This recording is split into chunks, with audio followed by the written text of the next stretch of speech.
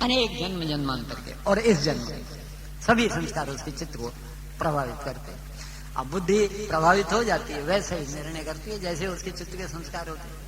एक के संस्कार भाग जाने के, और एक के संस्कार टक्कर लेने के, और एक के संस्कार मर जाने के। तीनों के अलग अलग संस्कार हैं। अब जो वास्तविक स्थिति है, जब ये निर्णय हो जाता है, भले ही हमारे संस्कारों से प्रभावित निर्णय हो, तो वो जो है निर्णय जो होता है, जो इच्छा है, इच्छा के साथ जो है अब शरीर की क्रिया जुड़ जाती है। जब हमको हुआ गौतमेश्वर चले जाने चाहिए, तो हम क्या करें? पैर हमारे चलना शुरू कर दें। निर्णय हो गया गौतमेश्वर चले जाना चाहिए, तो अब क्रिया शुरू हो। ये जो इच्छा है, इच्छा प्लस क्रिया, जो इच्छा थी पहले केवल विचार था, विचार प्लस रिपीटेशन था, तो वो इच्छा बन गया। फोर्स बनने से इच्छा बन, इच्छा प्लस क्रिया, इच्छा का निर्णय हो जाए कैसे, और वैसी क्रिया होने लगे, तो वो जो क्रिया होती है, इच्छा और क्रिया का जो एक प्रकार का सम्मिश्रण है, वो कर्म। इच्छा प्लस क्रिया बराबर कर्म। ये बात समझ में आती है ना? अच्छा, अब वो जो कर्म हुआ, यहां आने का कर्म हो गया। अच्छा, शुरू में इतनी सभी बातें हुई हैं, विचार होगा, निर्णय होगा, फिर वो होगा, फिर वैसे होगा, तब जाके यहां आओगे। बाद में क्या होता है कि जब उस क्रिया को, वो जो क्रिया है बार बार रिपीट होने लगती है, वो कर्म बार बार रिपीट होने लगता है, तो वो कर्म जो है बाद में इतनी आदत पड़ जाती है कि फिर विचार ही नहीं उठता, फिर तो रूटीन बन जाता है। शाम के 5 बजे चलो गौतमेश्वर चले जाए, विचार उठने की बात ही पैदा नहीं होती, फिर तो बस ये होता है रूटीन बन जाए, बस चल दो। और नीता है, नीता जो है क्या नाम है, मतलब जो है भावनगर से सोचे चलो अपने से और चले जाए, बस चलते गांडे के माफी, कोई निर्णय नहीं, कोई विचार नहीं, कोई वो नहीं, कोई किसी तरह। क्योंकि संस्कार बन गया। दीर्घ काल पर्यंत एक ही क्रिया का रिपीटिशन होता रहे, क्रिया प्लस रिपीटिशन, तो वो क्रिया का जो रिपीटिशन है, वो जो संस्कार का रिपीटिशन, तो वो जो है जाकर के संस्कार बन जाता है, संस्कार बन जाता है। तो संस्कार जो है सही है या गलत है, इसका हमको सावधानपणे से वाच करते रहना पड़ेगा, बहुत सावधान होकर के वाच करते रहना पड़ेगा कि जो संस्कार हो जाना बनते चले जा रहे हैं, वो सही दिशा में ले जाने वाले संस्कार हैं या खोटी दिशा में ले जाने वाले। जो तुमने मन के स्वरूप की बात की ना, तो मन का स्वरूप जो है वास्तव में पूछा जाए तो तुम्हारा प्रश्न अंतःकरण से संबंधित है कि अंतःकरण क्या है, अंतःकरण किस तरह से काम करता है, विचार किस तरह से होते, वो कैसे जो है इच्छा बन जाती है, इच्छा बन करके वो किस तरह से कर्म के लिए हमको प्रेरित करते, शरीर को भी जोड़ देते, हमारी इंद्रियां काम करने लगती है, जो हमारी कर्मेंद्रियां हैं, वो कर्मेंद्रियां उसके साथ जुड़ जाती है, क्रिया होने लगती है, और इस तरह से कर्मेंद्रियों के जुड़ जाने के द्वारा दीर्घकाल पर्यंत वो जो स्थिति बनी रहती है, तो वो संस्कार बन जाता है। और वो संस्कार सही है या गलत है, इसका निर्णय कैसे होगा? संस्कार सही है या गलत है, इसका हमको निर्णय करना होगा। तो कैसे निर्णय होगा? इसका निर्णय एक ही तरह से होगा, जो संस्कार हमको मनुष्य जन्म के वास्तविक प्रयोजन की ओर ले जाता है, वो संस्कार सही है, और जो संस्कार हमारे वास्तविक प्रयोजन की ओर न ले जा करके उसकी औंधी दिशा में अर्थात संसार की ओर ले जाता है, वो संस्कार गलत है। बात समझ में आती है ना? बिल्कुल सीधी साफ बात है, इसमें कोई बहुत ज्यादा लंबी चौड़ी समझने की है उसकी कोई जरूरत नहीं। तो वास्तविक स्थिति क्या है कि मनुष्य जन्म का लक्ष्य क्या, प्रयोजन क्या? पूर्णत्व की प्राप्ति। तो पूर्णत्व की प्राप्ति की ओर अथवा चरम विकास की स्थिति की ओर जो संस्कार हमको दे जाता है, वो संस्कार, जो संस्कार उस रास्ते से हमको औंधी दिशा में ले जाता है, वो संस्कार गलत। ये बिल्कुल सीधी और दो बात है। अच्छा, अब इसमें हमारा काम है कि हम इसको और खुलासा करके ठीक तरह से समझ। मन की बात तो समझ में आ गई कि भाई मन कैसे काम करता है। पहले विचार करें, विचार में से रिपीटेशन, रिपीटेशन में से फिर वो इच्छा, इच्छा में से निर्णय, निर्णय में से फिर क्रिया, और क्रिया में से फिर कर्म, और कर्म में से संस्कार। ये बात समझ में आती है ना? अच्छा, ये स्थिति हो। अब यहां सब जगह पे विचार करने की क्रिया में और दूसरी क्रियाओं में सब जगह पे कर्म मौजूद है। अगर कर्म मौजूद है तो कर्ता मौजूद, याद रखना। कर्म मौजूद है, कर्म करते, कर्म तुम करो। कर्म करने का मतलब यह है कि वहां कर्ता मौजूद है, करने वाला मौजूद है। करने वाला मौजूद है तो फिर उस करने वाले को भोगना भी पड़ेगा।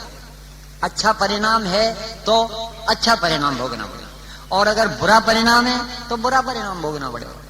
इसमें क्या है? ये बात समझ में आती है ना? तो कहने का मतलब केवल इतना है कि वो जो भी कोई मनुष्य है उसको, जिसको इस तरह का कुछ खुलासा हो जाता है, उसको बहुत सावधान और सभान होने की जरूरत है। बहुत सावधान होने की जरूरत है। उसको सतत इस बात के लिए सावधान होने की जरूरत है कि मेरी दिशा ठीक है या गलत है। अगर मेरी दिशा ठीक नहीं है, मुझे जो खोटी दिशा में जो है वो चीज ले जा रही है, तो कहीं ना कहीं भूल हो रही, फिर मुझे कहीं ना कहीं उसमें से निकाल करना पड़ेगा ही। निकाल करे बिना मेरा छुटकारा होने वाला नहीं, ये मुझे सोचना चाहिए। तो कहने का मतलब केवल इतना है कि जो मन की क्रिया है, अंतःकरण की स्थिति है, अंतःकरण की स्थिति के द्वारा बाद में जब शरीर उसके साथ जुड़ जाता है, क्रिया उसके शरीर के द्वारा होने लगती है, कर्म की ऐसी स्थिति हो जाती है, तो बाद में संस्कार बन जाता है। संस्कार ही बंधन का कारण है, संस्कार ही मोक्ष का कारण है, संस्कार ही छुटकारे का कारण है, और संस्कार ही बांधने का कारण है। ये बिल्कुल स्पष्ट बात है। अब सवाल इस बात का है कि संस्कार जो बांधने का कारण है, संस्कार जो छुड़ाने का कारण है, तो फिर कैसा संस्कार, किस तरह का संस्कार? मापदंड वही है जो हमारे मूल उद्देश्य की ओर ले जाता हो, वो जो है छुड़ाने वाला। जो उद्देश्य के विपरीत दिशा में ले जाता हो, वो बांधने वाला। तो इस बात को आधार बना करके हम संस्कार बनाने की कोशिश करें। सभी जितनी परंपराएं हैं, साधना की जितनी भी परंपराएं हैं, सभी परंपरा कुछ विशेष संस्कारों के ऊपर जोर देती हैं। संस्कार सभी परंपराओं में जुड़ा हुआ है। किसी में पूजा करने का संस्कार है, किसी में षोडशोपचार है, अगरबत्ती करो, ये करो, वो करो, ऐसा करो, वैसा करो, ये सब कुछ भक्ति के उसमें स्तर में होता है। योग की जो प्रक्रिया है उसमें रोजाना के यम, नियम, आसन, प्राणायाम, प्रत्याहार, धारणा, ध्यान, समाधि आदि के संस्कार का, उसके द्वारा वो संस्कार की स्थिति का प्रश्न। अच्छा, इसी तरह से ज्ञान का मामला है, उसका सतत जो है तीन चीजें, चिंतन, मनन और निधिध्यासन। तो चिंतन, मनन और निधिध्यासन जो क्या नाम है, वेदांत की प्रक्रिया है, ज्ञान की प्रक्रिया है। तो चिंतन, मनन और निधिध्यासन के द्वारा जो है वो अंतिम स्थिति तक पहुंचने का प्रयत्न करता है। निधिध्यासन के द्वारा वो उसी स्थिति तक पहुंचता है तो उसको रास्ता मिलता है, नहीं तो नहीं मिलता। तो कहने का मतलब केवल इतना है कि आपका मार्ग कौन सा है, इसकी ज्यादा चिंता नहीं करो। आप अपने प्रयोजन की ओर, जो वास्तविक प्रयोजन है मनुष्य जन्म का, उधर की ओर जा रहे हैं कि नहीं जा रहे, ये आप सावधानी से देखते रहो। आपकी सभानता का मापदंड क्या है? आप लक्ष्य की ओर, आप अपने वास्तविक जो आपका प्योर एग्जिस्टेंस है, आपका जो वास्तविक अस्तित्व है, उस अस्तित्व की ओर जो है आपका इस तरह का लक्ष्य हो, इस तरह की स्थिति हो, तो जाके बात बनती, नहीं तो नहीं बनती। ये वास्तविक उसका हो, मन के स्वरूप की बात हो जाती है, मन के फंक्शन करने की बात हो जाती है। इन दोनों बातों से जुड़े हुए जो बुनियादी और सवाल हैं वो भी जो है इसके साथ जुड़े हुए कि दाखिला तरीके वास्तविकता क्या है। जो लक्ष्य वाली बात है वो लक्ष्य वाली बात एक ही है, પોતાની જાતને તપાસ કરવાનો છે। પોતાની જાત તપાસ કરવાનો છે, પણ પોતાની જાતને તપાસ કરવા માટે એની स्थिति अगर बन गई है तो वो तपास कर पावेगा, नहीं तो वो तपास करने की स्थिति नहीं है। अभी उसकी वो स्थिति नहीं बनी है, प्राथमिक कक्षा का जीव है, या ऐसी कोई स्थिति है, तो उस बेचारे से ये अपेक्षा करना और ऐसी आशा करना कि वो जो है ना वास्तविक उसी स्थिति को तपास करे, वो कैसे हो सकता है? ये बात समझ में आती है। तो कहने का मतलब केवल इतना है कि मन की बात अगर हमारी समझ में आवे तो उसका कैसे सदुपयोग करना, अंतःकरण का सदुपयोग हमको करना ही पड़ेगा। अंतःकरण में 4 स्थिति हैं, मन, बुद्धि, चित्त और अहंकार। अच्छा, अहंकार सबसे नीचे तलिया में, वो जो अहंकार है सबसे नीचे तलिया में है, वो अहंकार हमेशा अशुद्ध स्थिति में रहता है, अशुद्ध स्थिति में रहता है। अशुद्ध का मतलब क्या? अहंकार शुद्ध सभी चीजों से छूटा हुआ कभी भी नहीं होता। अहंकार जो है, अगर शुद्ध अहंकार जो है तुम्हारा तुमको पता लग जाए तो वो तो वही तुम हो, वही तो है सब, और कुछ नहीं, वही परमात्मा, वही तुम।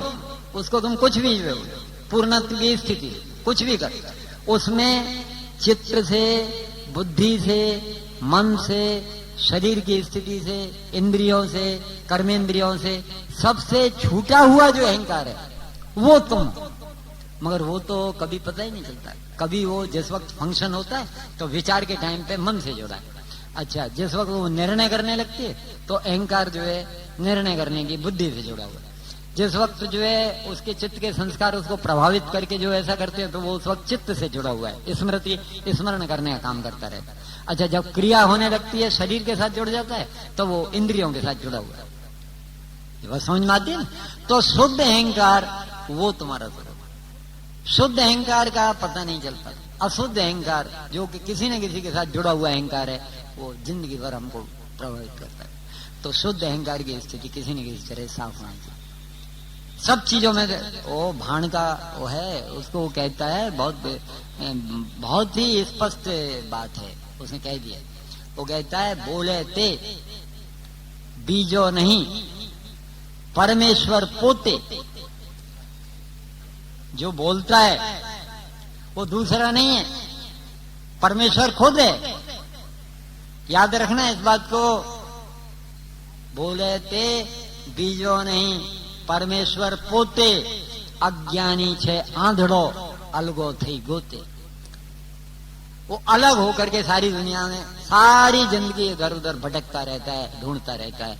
वो अपने आपे को किसी भी दिन नहीं देखता, किसी भी दिन तलाश नहीं, पोतानी जात को तलाश करता ही नहीं। इसलिए पोतानी जात अर्थात शुद्ध अहंकार। पोतानी जात का मतलब जो है चित्त के साथ जुड़ा हुआ अहंकार नहीं, बुद्धि के साथ जुड़ा हुआ अहंकार नहीं, मन के साथ जुड़ा हुआ अहंकार नहीं, कर्मेंद्रियां अथवा ज्ञानेन्द्रियों के साथ जुड़ा हुआ अहंकार नहीं, शरीर के साथ जुड़ा हुआ अहंकार नहीं। वो अहंकार जो शुद्ध अहंकार है वो पोते। मगर शुद्ध अहंकार का तो पता ही नहीं चलता, अपने शुद्ध अस्तित्व का, शुद्ध स्वरूप का। वही जो तुम बात करते हो, बहुत सी बार आता है वो तुलसी की चौपाई है, वो कहता है ईश्वर अंश जीव अविनाशी। वो कहता है ईश्वर अंश, जीव कैसा है? ईश्वर का अंश है और कैसा है? अविनाशी। हाँ, वो कभी भी खत्म होने वाला नहीं। ये शरीर कभी जो रहता है, किसी का रहा है आज तक? किसी का बता सकते हो? वो चिर जीवन वाली जो बात है वो भले ही अलग, उसको छोड़ दो। जो आता है अश्वत्थामा वलिर्व्यासो हनुमान विभीषण कृपया परशुरामस्य सप्तैता चिर जीवन, तो वो अलग बात है। उनके बारे में जो कहा जाता है भाई ये 7 अमर हैं, और कुछ और भी ऐसे हो गए हैं, उनके बारे में कहा जाता है कि वे अमर हैं। अमर का मतलब जो पूरी तरह से इस दलदल में से निकल गया, जो मरने के चक्कर में से निकल गया वो अमर है। जो नहीं मरता है वो अमर है। क्या है उसे? तो कौन नहीं मरता है? जो इसमें छूट जाता है वो नहीं मरता है। अरे भाई सीधी सी बात है, मरेगा कौन? जो इस बार बार पुनरपि जननम पुनरपि मरणम पुनरपि जननी जठरे शयनम, ये जो स्थिति है माँ के गर्भ में बार बार जननी के जठर में उसको शयन करना पड़ता है, बार बार पैदा होना पड़ता है, बार बार मरना पड़ता है, बार बार जो है जननी के जठर में। वो जो स्थिति है वो स्थिति क्या है? शरीर को इसको बंधन की स्थिति है, बार बार पैदा होना, बार बार मरना। अगर जो है ये छुटकारे की स्थिति का पता लग जाए, छूट जाए, तो वो अमर हो गया। उसमें क्या अमरता क्या है? अमरता का मतलब ये है कि मरने के चक्कर से जो निकल गया वो अमर हो गया। जो नहीं मरता है वो अमर है। मर और अमर दो शब्द हैं। मर अर्थात मरता है, और अमर अर्थात नहीं मरता है। अमर का मतलब ही तो ये है, और कुछ थोड़े ही है। तो कहने का मतलब केवल इतना है कि जो भी कोई छूट जाता है वही अमर हो जाता। ये कहना कि कुछ विशेष जो भी शुद्ध स्थिति की ओर जो पहुंच जाता है, पूर्णत्व की स्थिति, विकास की चरम स्थिति, उसका संबंध इन बातों से है। ठीक है, हमें ये बात माननी पड़े, हमारा मन किस तरह से काम करता है, कैसा क्या होता है, ये सब हमें समझना पड़ेगा। क्योंकि अगर हम इसमें से निकलना चाहते हैं, इस दलदल में से, तो हमको अपने अंतःकरण के फंक्शन करने की स्थिति के साथ और शरीर को जो अंतःकरण चलाता रहता है, उस शरीर के सारी जो क्रियाओं के साथ जो है हमें जो है स्पष्टीकरण कर लेना, और उस स्पष्टीकरण के आधार पे ही हमको आगे रास्ता मिलेगा। विचार करने की बात है। तो कहने का मतलब यही है कि बोले ते बीजो नहीं परमेश्वर पोते, और अज्ञानी थे आंधड़ो अलगो थे गोते। उसी का एक दूसरा और भी है, बहुत बड़ी बात कह दी उसने। इसी तरह का स्पष्टीकरण किया है कि असल में ये जो मन है ये किसी तरह शांत हो जाए। वो कहता है भाण कहे भटकी मां। भाण क्या कहता है? रवि साहब, भाण साहब ये हो गए इधर, यहाँ राजूदा की तरफ कहीं बताते हैं मुरार साहब और रवि साहब, भाण साहब की गद्दी है इधर, वो है अच्छे अच्छे संत हो गए। तो भाण कहता है भाण कहे भटकी मां, भटके मत। भाण कहता है भटके मत। भाण कहे भटकी मां मथी जो माही। भीतर मत करके देख ले, कहीं दुनिया में भटकने की जरूरत नहीं।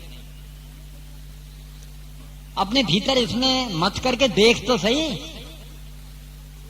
भीतर मत करके देख ले। मथी जो माही, भीतर मत के देख ले। आगे क्या कहता है मालूम है? कहता है चुपकू थई सुई रहे। चुपकू थई सुई रहे तो करवू कछु छे नाही।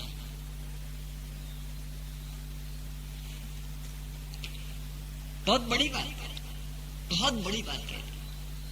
कहता है चुपकू थई सोई रहे।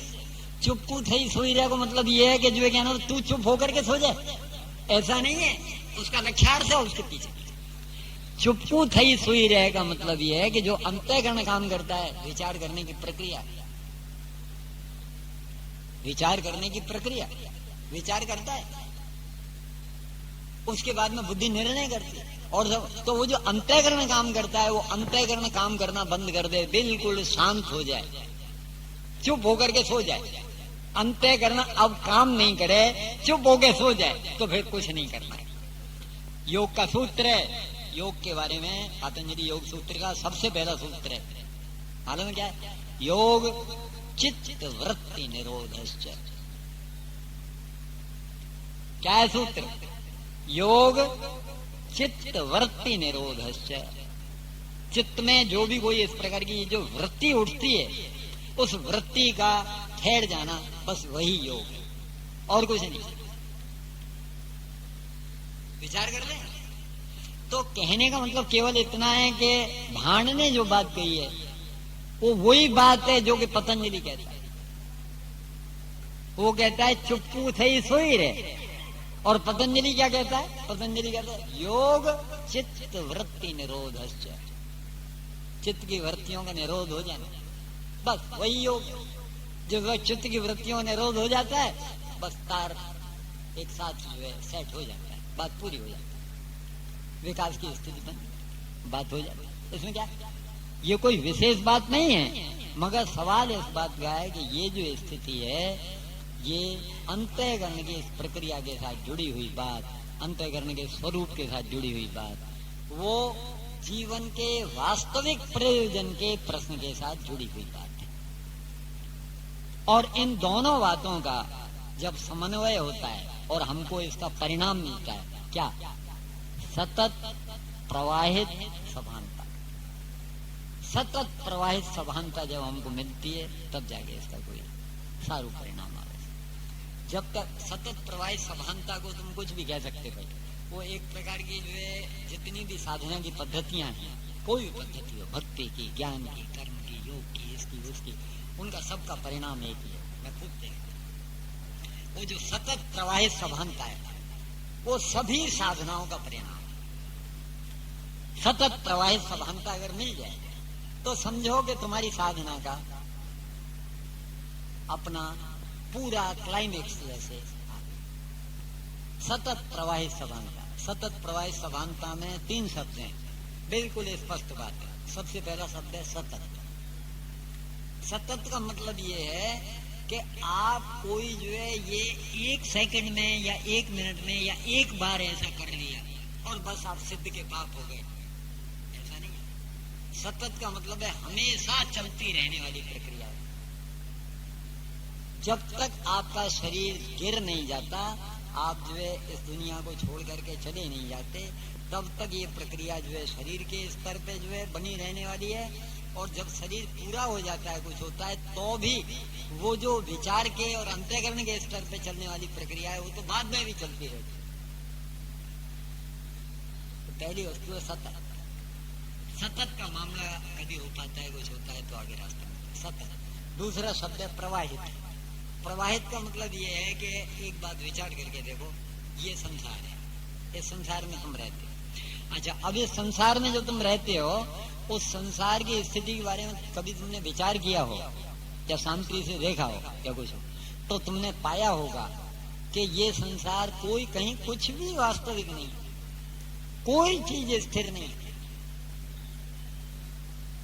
जो आज 33, 40 बरस, 38 बरस, 32, 36 बरस का जो है कन्हू भाई बादल है, वो कन्हू भाई बादल जो है क्या नाम है, आज से जो है 20 बरस पहले का या 25 बरस पहले का कन्हू भाई बादल था। उस बादल को इस 32 बरस वाले, 35 बरस वाले कन्हू भाई बादल में ढूंढा जाए तो उसका पता ही नहीं चलेगा। कोई नहीं, उस बचपन का फोटो कोई ला करके दे दे, भाई ये कन्हू भाई बादल है, इसका कुछ पता लगा सकते हो? ओके यार, ये तो कोई दिखता है। तो अभी वो जने कहाँ जा चुका है, समझ आ रहे? अच्छा, अब ये मकान है, इस मकान का ऐसा लगता है नहीं ये पक्की बात है, ये शायद 200-400 वर्ष बना है वैसा, मगर 200-400 वर्ष बाद ये भी हरिओम का सत्य होने वाला है, अर्थात ये भी परिवर्तनशील, इसका भी थोड़ा लॉन्ग रन में जा रही है। दरेक चीज जो है परिवर्तनशील है, दरेक चीज नश्वर है, दरेक चीज जो है चलती जा रही है, कोई भी वस्तु स्थिर नहीं है, दरेक वस्तु गतिशील है। गति कहीं ज्यादा हो सकती है, कहीं कम हो सकती है। आदमी झड़प से बदल रहा है, मकान बहुत मुश्किल से और देर से बदल रहा है, ये बात समझ रहे हैं? मगर बदल रहा है मकान भी, मकान जो है 500 वर्ष में बदल जाएगा और आदमी जो है 5 वर्ष में बदल जाएगा, फर्क केवल इतना। ये बात समझ आ रही है? तो दरेक चीज बदलने वाली, जो दरेक चीज बदल रही है, दरेक चीज जो परिवर्तनशील है, ये संसार परिवर्तनशील है, तो फिर यहाँ स्थिरता कहाँ है? स्थिरता तो है ही नहीं। फिर तुम स्थिर मान करके जो व्यवहार कैसे कर रहे हैं? जो दिन और रात हम व्यवहार कर रहे हैं, वो स्थिरता को पकड़ करके व्यवहार कर रहे हैं। हमारा व्यवहार स्थिरता के आधार पर चल रहा है, ये सब शाश्वत है, शाश्वत मान करके हम जो व्यवहार कर रहे हैं, मोटी मोटी भूल वही हो रही। तो इसका जो है हमको खुलासा हो जाना चाहिए कि ये कुछ नहीं है, ये तो एक प्रवाह है, प्रवाह के सिवा और कुछ नहीं, केवल एक फ्लो है। 24 घंटा प्रत्येक क्षण जो है ये फ्लो जो है चल रहा है। प्रत्येक क्षण वस्तु जो है, जो पीछे जा चुका है वो जा चुका है, वो कितना भी महत्वपूर्ण हो, कितनी भी बड़ी बात हो, उसको पकड़ के बैठे रहने की जरूरत नहीं। फर्क केवल इतना है कि उसके संदर्भ में अगर कोई किसी तरह का सद्भाव जागता है, आपको ऐसा कुछ लगता है कुछ, तो वो आप रख सकते हैं, मगर उसको आप पकड़ के बैठे रहे, पहले ऐसा था वैसा था वैसा था। अरे वो जो मूर्खता थी वो थी, आज उस मूर्खता के आधार पे आज मूर्खता नहीं कर, पहले जो था वो था। आज जो है आज का निर्णय, आज के निर्णय के अनुसार वो पिछले जैसी मूर्खता तो हो ही नहीं सकती। उससे या तो ज्यादा मूर्खता होगी या कम मूर्खता होगी। पिछले जैसी जो मूर्खता की स्थिति है वो नहीं हो सकती है। या तो तुम आज भी अगर मूर्खता कर रहे हो तो या तो उससे ज्यादा मूर्खता कर रहे हो और या उससे कम मूर्खता कर रहे हो। ये बात समझ में आती है? बस तो ये जो नक्की हो जाता है कि कुछ भी नहीं, वास्तव है ही नहीं, कोई बात ही नहीं है, ये केवल एक फ्लो है, केवल एक प्रवाह है, ये बात नक्की हो जाती है। इतना हमको नक्की हो जाए कि एक तो सतत है हर वक्त, ये नहीं कि एक बार हो गया तो हो गया, वो हमेशा सभानता रखनी है, मगर हमेशा रखनी है। और तीसरा शब्द है जो है सभानता, सतत प्रवाहित सभानता। अब सभानता का एक बस यहाँ पे वो तुम्हारा एंकर है, तुम्हारी प्योर एग्जिस्टेंस, जो तुम्हारा वास्तविक अस्तित्व है उसके प्रति जो सभानता है वो सभानता है। बाकी जितनी भी सभानता है, अभी तुमसे प्रश्न किया जाए, कनो तू यार जो है क्या नाम है, सभान है कि बेभान है, तो तू तुरंत एक जवाब देगा, हम ये कैसी बात करते हो, मैं बेभान कैसे हो सकता हूँ, मैं तुम्हारे सामने बैठा हुआ हूँ, तुमसे बातचीत कर रहा हूँ, तुम्हारी बात सुन रहा हूँ, मैं बेभान कैसे हो सकता? बोलो, यही बात कहोगे कि नहीं कहोगे? तो इसका मतलब ये हुआ कि तुम अपने आप को सभान समझते हो, किंतु वास्तव में तुम सभान हो क्या? तुम अपने शरीर के प्रति सभान हो सकते हो। बीच बीच में तुम्हें घर का भी विचार आ रहा हो, उनके प्रति भी सभान हो सकते हो। बीच बीच में तुम्हें पैसे देने का भी विचार आ जाएगा, कहीं कोई एक आध प्रोग्राम का मामला होगा तो उसकी भी याद आ रही होगी, उनके प्रति सभान हो गए। और किसी चीज के प्रति सभान हो गए, इसके प्रति सभान हो गए, उसके प्रति सभान, उसके प्रति सभान, सारी दुनिया के प्रति तुम सभान हो गए, मगर तुम अपने अस्तित्व के प्रति सभान नहीं। जो अपने अस्तित्व के प्रति सभान नहीं है वो बाहर से देखने में भले ही सभान लगता हो, मगर वो सभान नहीं, बेभान है। कोई धन के प्रति सभान है, कोई मान के प्रति सभान है, कोई सेक्स के प्रति सभान है, कोई किसी और चीज के प्रति सभान है, कोई किसी और जो है परिवार के प्रति सभान है, नौकरी के प्रति सभान है। वो सभानता सभानता नहीं है, वास्तविक बेभानता। और उस बेभानता में हम अपना पूरा जीवन निकाल देते हैं। तो भाण का वही इशारा है, इशारा वही है कि शुद्ध अहंकार की ओर अगर हम सभान हो जाएं तो हम निकल जाते हैं, और चीजों की ओर सभान रहते हैं तो उलझे रहते हैं। विचार कर ले, ये वास्तविक स्थिति है। और इस स्थिति में से हमको कुछ न कुछ अपना जितनी भी साधना पद्धतियां हैं वो सब इसी स्थिति में से निकलने का रास्ता जो है आपको इशारा करती हैं, और कुछ नहीं। जो भी कोई इस तरह की इस सतत प्रवाहित सभानता को प्राप्त कर लेता है, बस उसकी यात्रा जो है बहुत झड़पी और टूंकी हो जाती है, झड़प बढ़ जाती है और यात्रा टूंकी हो जाती है। टूंकी यूं नहीं हो जाती कि कुछ वैसे, टूंकी इसलिए हो जाती है कि असल में जो है क्या नाम है, उसकी झड़प बढ़ गई। झड़प के बढ़ जाने के कारण से उसकी यात्रा टूंकी हो गई। कोई यात्रा टूंकी थोड़े हो जाएगी, मगर वो झड़प बढ़ गई है, अपना कूड़ा कचरा निकलता जा रहा है, और उस कूड़े कचरे के निकलने के आधार पर जो यात्रा टूंकी हो गई। तो मन की, अंतःकरण की, इस तरह की इस फंक्शन की स्थिति को अगर हम समझ सकें, उसका सदुपयोग कर सकें, उस मन की वास्तविक जो है अंतःकरण की जो हमारी स्वरूप की स्थिति है उसको हम समझ सकें और उसका सदुपयोग कर सकें, तो जीवन के वास्तविक लक्ष्य की ओर जाने में हमको मदद मिलती है।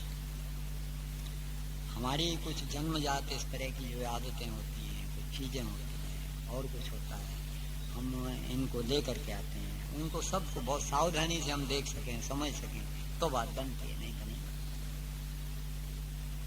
हम जितना भी इसके विषय में स्पष्ट रहेंगे उतना ही हम